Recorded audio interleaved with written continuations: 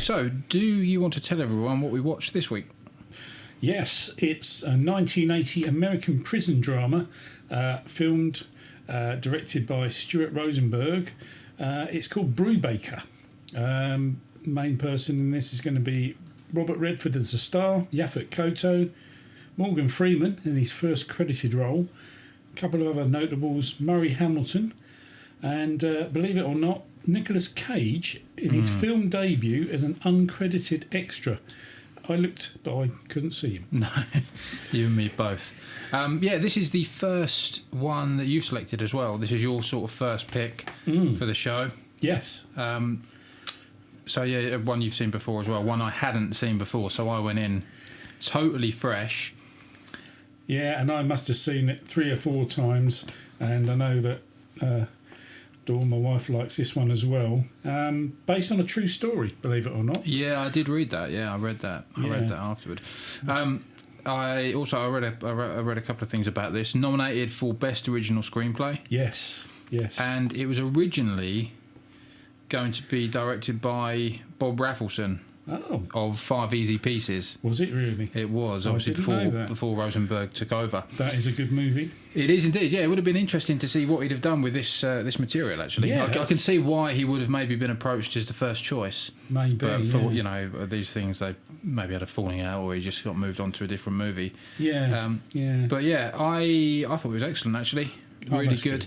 Yeah. It's probably peak era Robert Redford. Yeah, he looks good in it, doesn't he? I think he was in his 40s, early 40s when he did it, and he just looks right for the role, doesn't he? He does. It's I sort of knew. I'd read the synopsis before watching, which gives it away a little bit. I hoped you wouldn't get the big reveal. But yeah, I've got to say, I was still, even knowing full well he was the warden, I still sort of found myself questioning whether I'd misread that, or because it catches the audience out as well as the inmates. Yeah, because it is, the first 10 minutes are pretty brutal, and that's deliberate, isn't it? Yeah. And you can see the expression on his face. Yeah. And if you know that he's the warden, you're thinking, okay, he's just going to tolerate this, and at what point is he going to step up? Yeah. Or if he's an inmate. And I remember when the first time I watched it many moons ago, I didn't realise, because there wasn't the internet in those days, so nobody had actually posted anything about he's the and I hadn't read the true story behind it. Although I think the going in as an inmate might be an elaboration. I don't know. Maybe it happened. I didn't look into that. But yeah, if you didn't know, it's an interesting way to do it. Yeah, like I say, even knowing or having read the synopsis, I've sort of caught myself and thought, is he not meant to be the warden? What's going on here? Because it goes on quite a long time as well. Yeah, but I think that's deliberate to show you the extent of the brutality, because you see all the different aspects from the minute they get there. Even they're carrying, very badly injured, soon to be dead people on the bus. You get the idea of the trustee system. There's a lot of it's just all wrong, isn't it? Yeah, it's quite a clever way to set the scene, actually, and quite a statement as well. If you're going to make a movie about prison reform, you've really got to have a tough basis to build it on. So and I suppose it works in both ways, because we are finding out about the corruption with Redford. That's it. He's living it, isn't it? And it is a sort of a journeyman. He goes through it, and the whole word of reform. I think there's a quote in there. You've got to be in it to reform. Yeah, that's it. And you get the feeling that the reason these people have done the film in this way is to walk you through the horror of it, and then walk every new scene after he's been revealed is potentially a step in the right direction, even if it's just buying sunglasses for the people who've been in solitary. So it is based on a true story. A little bit of background. You probably did the same research as me, because I was itching to know if it was a real story or not. So 67 to 68 prison experience of prison reformer Thomas Merton at Arkansas Tucker State Prison Farm. The film is adapted from the book Accomplices to the Crime, the Arkansas Prison Scandal, which I might actually seek out and see if I can have a read. It's probably interesting. The story I like.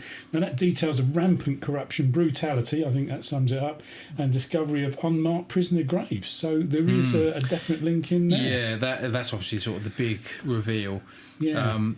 Strangely, you talk about the horrible conditions. It was filmed at a real prison. Yes. That had only been decommissioned for 2 years when it was made. So, okay. Well, I mean, that tells you all you need to know about that. A prison farm, not a prison. That's probably a prison why the roof farm. fell in then, wasn't it? Yeah. But yeah, it did look pretty rough, didn't it? But then totally believable. It looked like a functioning prison. In fact, really atmospheric, great set dressing. The movie features several retired prison guards from various jails, apparently. Yeah, I did read that, and a lot of ex-cons. Rosenberg was keen to get ex-cons on board as extras as well.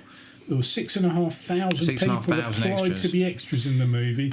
And I think that's obviously where Nick Cage's credit apparently comes from. Like you say, I couldn't find any evidence he was actually there. I was trying to think of a very young Nick Cage. I was looking everywhere. You're right. 1,000 prisoners. The film itself featured up to 1,000 prisoners. That's right. 6,500 applied, and then there's 1,000 extras. Screen. That's right. Yeah, I mean, man, that's a lot. You know. Weirdly, for peak. What is probably peak Redford, or maybe the back end of peak Redford. Yeah. He didn't make another movie for 4 years after this. Didn't he? No, then he made The Natural, but for 4 years. Okay. And he went into this coming off a sort of career run of 3 Days of the Condor, All the President's Men, and A Bridge Too Far. Well, so that's probably prime. This would be. I should imagine the revenue for them three in this one must have given them a bit of a cushion to do what Robert Redford likes to do when he's not making movies. So fair play to him. I mean, that's I hope we'd all have done the same. I think on that. So, I mean, Redford aside, the cast is very strong actually. Oh yeah, it's full of great performances. Yaphet Kotto I thought was great. Love Yaphet Kotto. Really, really good. Yeah. The whole of the whole sort of lobby of trustees are all really good, really believable. Yeah. All various names you'll have heard of, character actors. Yeah. I thought Woodward, Emmett Walsh, is it? Yes. His cameo was it was horrible and slimy and sort of perfect for the role. Yeah. It's a thoroughly well cast film. It is. Well, when you look at who's in it, I mean, you start with the director Stuart Rosenberg. Mm-hmm. He's, I suppose, the most notable similarity is Cool Hand Luke, 1967, and you can see the similarities there. Sure. Almost to the letter. He also did Amityville Horror just before this in '79. Okay. As you say, Redford, Kotto. Yaphet Kotto. Everything he does is good. I think Morgan Freeman. We said that Morgan Freeman, credited role.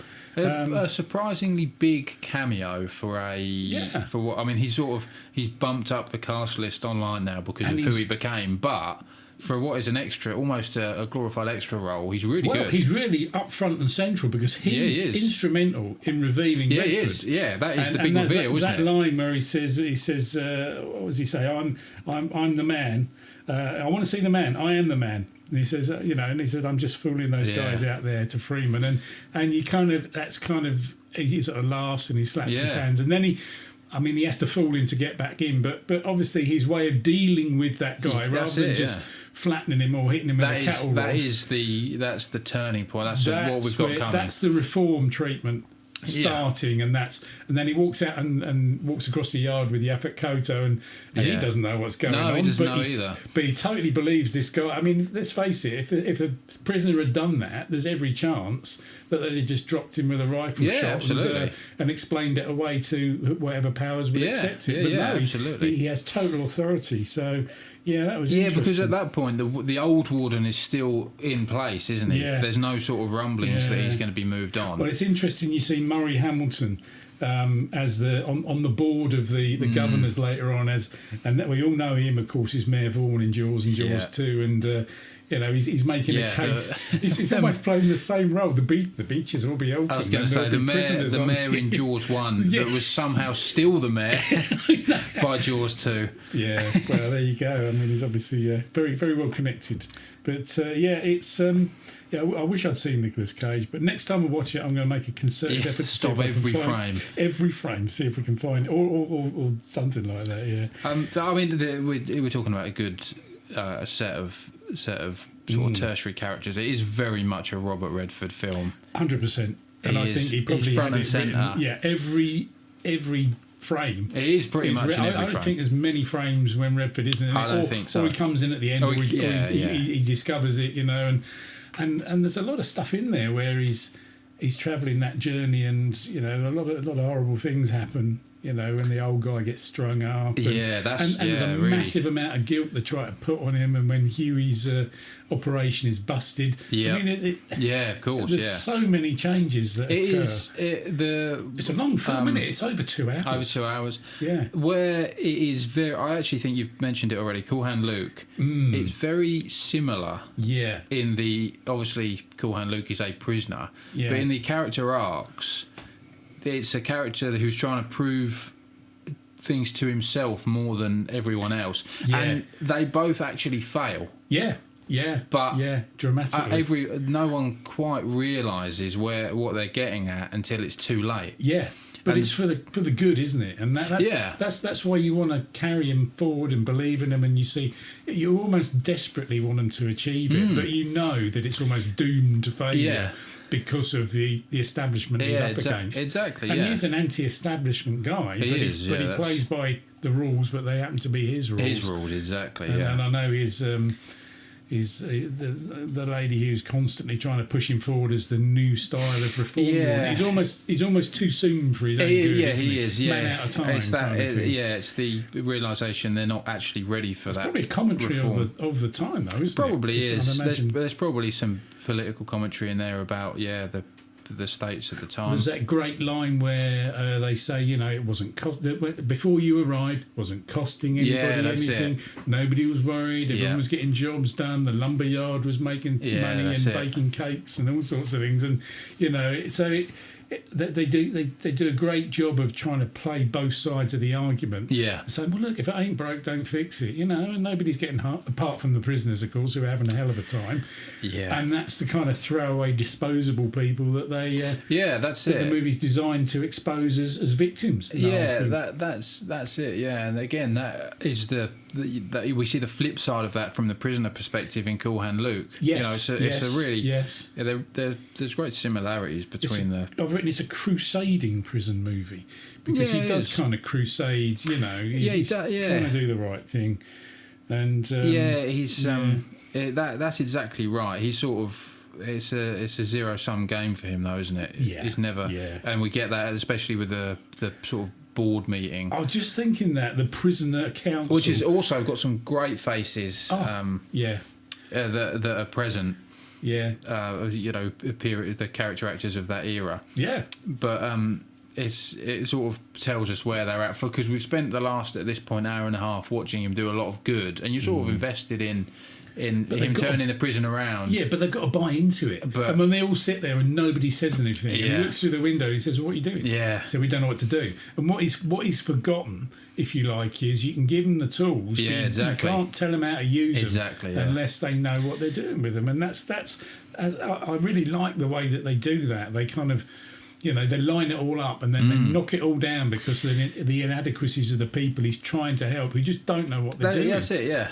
Like you say, it's ahead of his time. Yeah, and reform is only good if people buy into it. Yeah, everybody buys into it. And that's the thing, isn't it? They only realise what they had when he's ousted. I think the whole of that is epitomised by Yaphet Kotto when all through the film. Yeah, he's reluctant. If you watch him, those looks he gives speak 1,000 words. When Redford's trying to say something about this is gone, no more strap, and he just looks up and to the right, and the look on his face is perfect because it's here we go. This is never going to work. This is never going to work. And then right at the end, he says that thing. I'm getting ready to tell you something, and that really builds it up to this. Yeah, it does. This guy is going to suddenly say something absolutely earth-shattering. Yeah, and he says you were right, and that.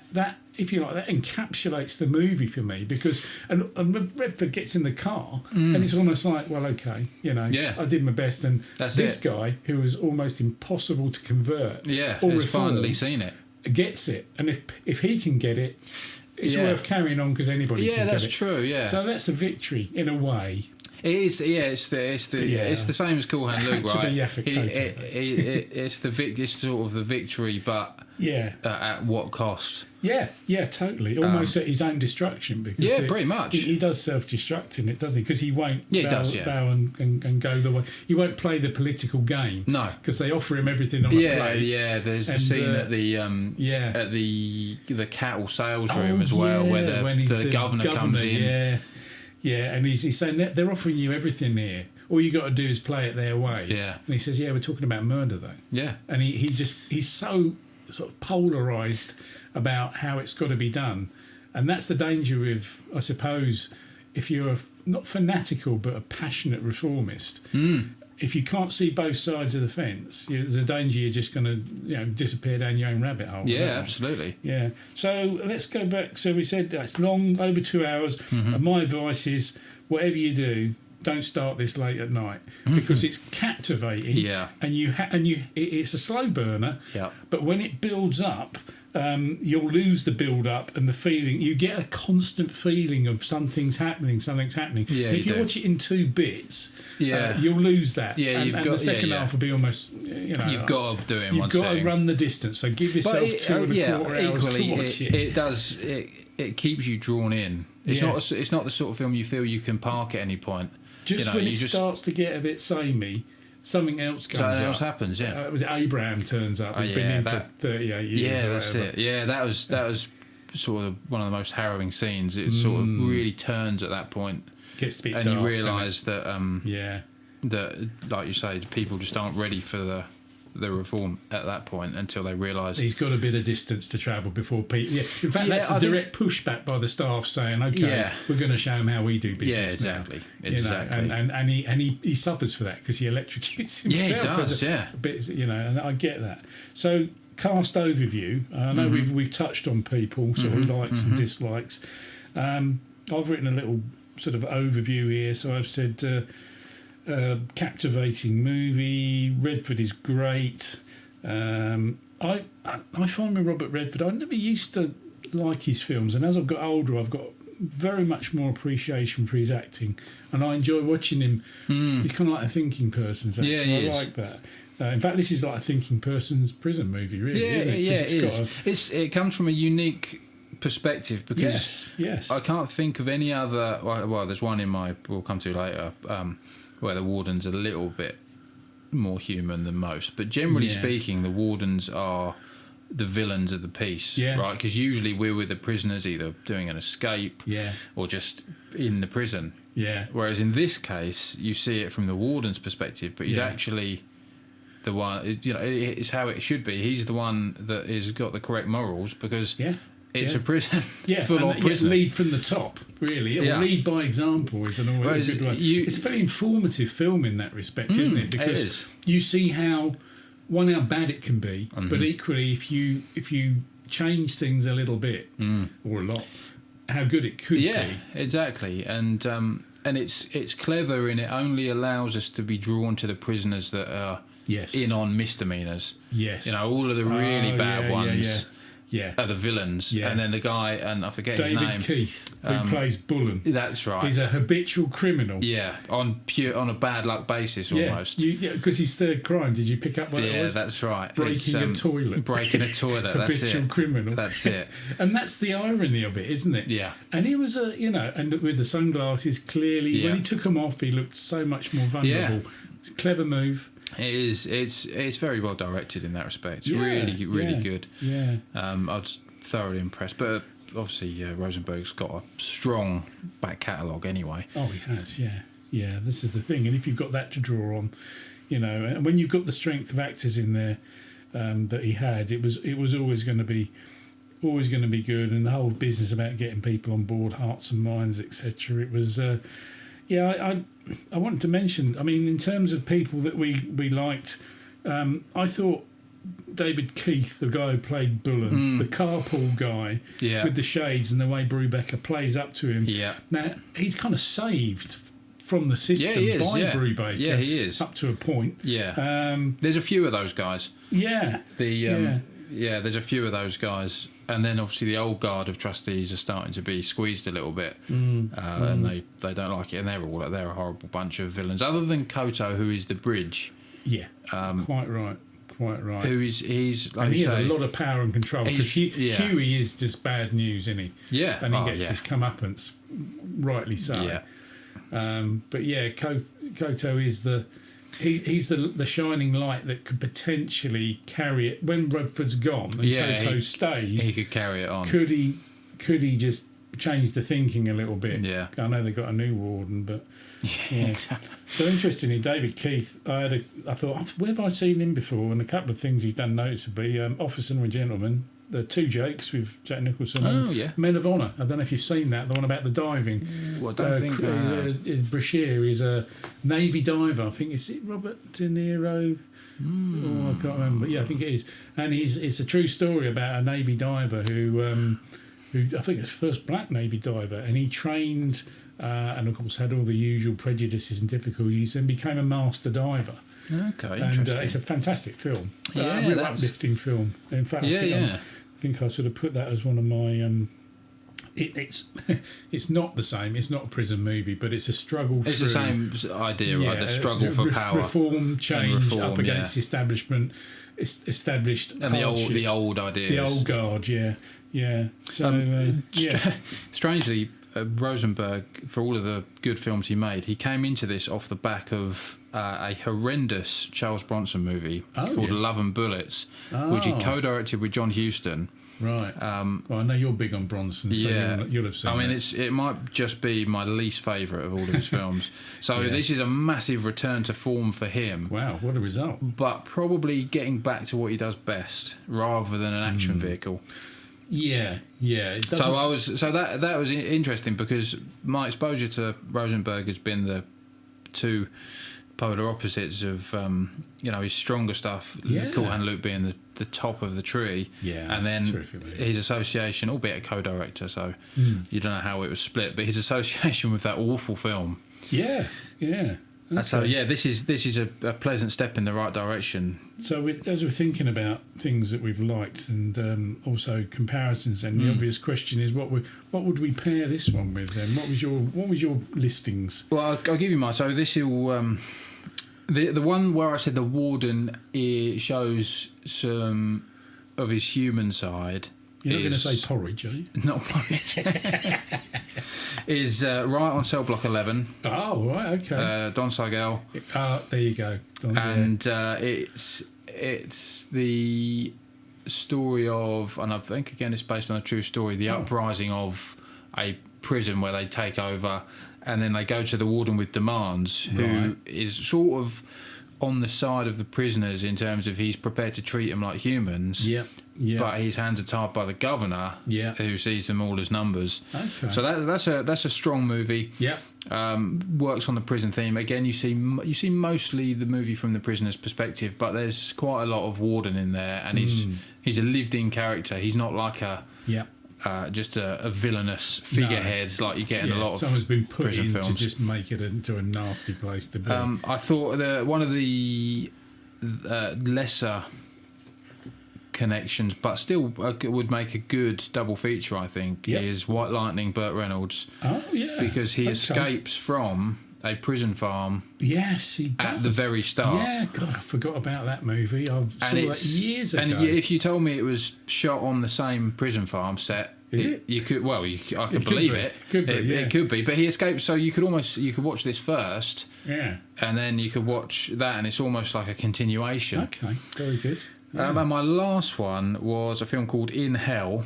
Okay. Which is a really quite left field movie. I don't think I've seen that. It stars Jean-Claude Van Damme. Oh, right. In a dramatic role. Wow. And he basically goes into a prison in, I think it's Yugoslavia or something. Right. And it is a real hellhole of a prison. Is it like Midnight Express-y type of establishment? Yeah, like a gulag style place, ruled with an iron fist. And piece by piece, and the whole, obviously, is Jean-Claude Van Damme, so the whole premise is the guards have the prisoners fight. Yeah, okay. But weirdly, and why it's so good, is he is actually against the whole fighting idea. So he refuses to fight and brings the prisoners together. Oh yeah. And they come together to try and overthrow That's an interesting the establishment. It is. Okay. It's not particularly well regarded, but I think it's a fantastic film. Okay. I can't think who directs it off the top of my head, but No. I think it might be one of the Hong Kong action directors. Or Wu or something like that. It might be Ringo Lam, maybe. I couldn't tell you without checking, but it's an excellent film, and there's a lot of parallels with this. Again, from the prisoner's perspective. Yep. But it would go quite well, I think. It's sort of the eternal hope of of trying to reform something. Yeah, that's interesting. So I've gone. I mean, as tends to be the thing when you watch a prison movie, you start thinking of all the prison movies you've seen, and so you're thinking recommendations. Although I would say the Men of Honor movie is a slightly different direction, but it is the uphill struggle against depression, and to a terrific uplift as well. Quite harrowing at times, but good. But the obvious ones for me would be Cool Hand Luke, because I kept thinking, is it almost the same? And of course, with Cool Hand Luke, there is that Newman and Redford thing. And Rosenberg and the whole and Rosenberg, yeah. So you've got and you know the guards or the trustees, and it's got a very similar look and feel of bleakness to it. Interestingly, so let's stick with the prison theme before I give you a couple of different ones. So Scum, 1979, nice. Ray Winston, Alan Clark, just a brutal prison movie. Probably the first prison movie that I was exposed to, 1962, Birdmen of Alcatraz. Oh yeah, Burt Lancaster, and again. The warden's actually, he's trying always. Actually, it's more the guard that's trying to help him. It is, because the later Alcatraz film, the warden is he's horrible, unpleasant, isn't he?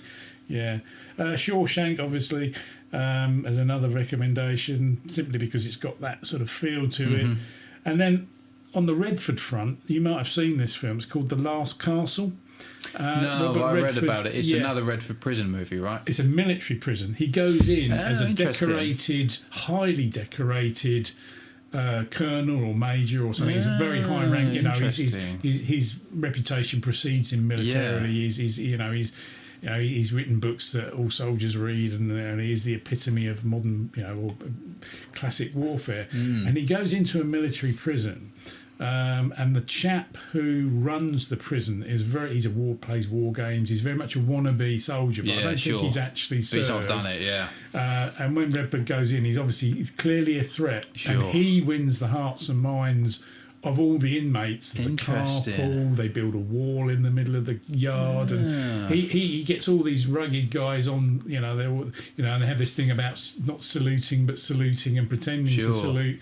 And this guy's absolutely furious, so he punishes people, beyond all, a bit like them standing on the bottles and he makes it so he's absolutely livid because Redford is clearly playing mind games and winning strategically. It's like a warfare inside the prison.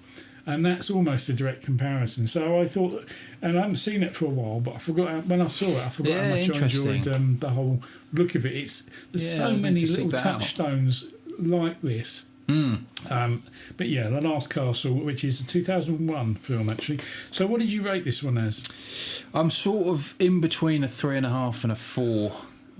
If I'm going in, I don't know where I'd put it if I'm going in half. So I'll call it a 3.75. Well, I'm going to show my hand straight away because I've always liked this film. I recommend it to people as a film if you haven't seen. In fact, I recommended it to you, didn't I? You did indeed. So I've gone straight in with 8 out of 10. Yeah, because I just think we're about the same place. It's strong enough. And the acting, the story, it carries you. It's 2 hours, but you enjoy it because you travel the journey. Absolutely. And it's a little bit, it's one of these. It's not a happy ending. No, it's not a happy ending. No, but the prisoners seem happy enough. And they are still in prison. Yeah, for a variety of legitimate reasons. Yeah. Interestingly, at the end, apparently, if you look hard.